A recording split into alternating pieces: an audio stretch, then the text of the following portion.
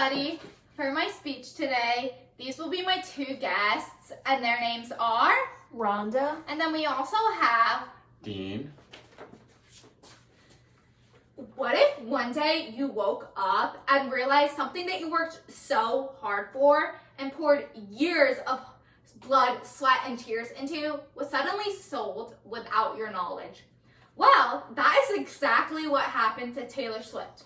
Today, I want to touch on why Taylor Swift lost the rights to her album, which ended up leading to her re-recording those albums, and then it led to her buying her masters back, which is all her music. Now that I touched on the gist of what happened to Taylor Swift, I want to dig a little bit deeper onto why she really lost the rights to her music. This all started when Taylor Swift's contract with Big Machine expired. When it expired, she decided to sign a new contract with a different company called Universal Republic Records. However, Big Machine still did own the previous 6 albums that she recorded. With that being said, Big Machine ended up selling all of those albums to Ithaca Holdings, which was Scooter Braun's company.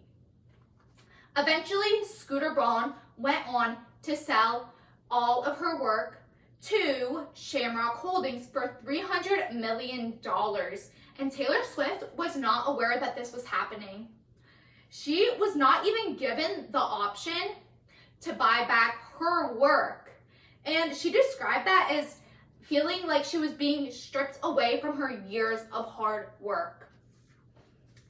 Many artists would just give up if something like that happened to them, but not Taylor Swift.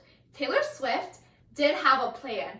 She decided that she wanted to re-record all her albums, which in the music industry, that is really empowering because you don't see many artists go on and re-record that many songs. Taylor Swift decided that she would have the same name as the previous album. She would just add Taylor's version to the end. Doing this, it was able to create a way for fans to listen to music that was actually hers.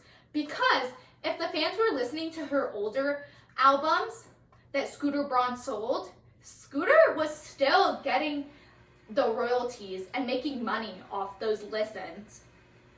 The albums were pretty much the same with the same songs, except they would have a few extra songs that were from the vault.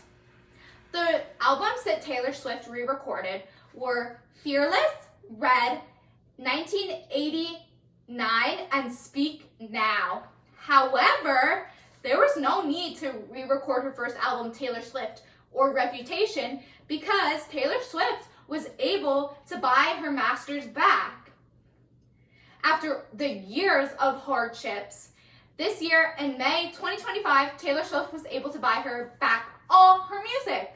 Not only was she able to buy her music back, she was able to get the rights to her music videos, her photos, her album covers, and unreleased songs.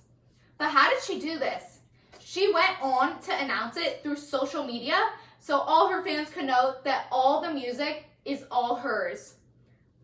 Taylor Swift described this as, "To say this is my greatest dream come true is actually being pretty reserved about it," which shows how much she truly cared about all of her music. Taylor Swift is truly an inspiration to the music industry. She had something gut-wrenching happen to her, but she kept her head held high and persevered through everything, which in the end led her to achieving her goal of buying all her music back. Thank you.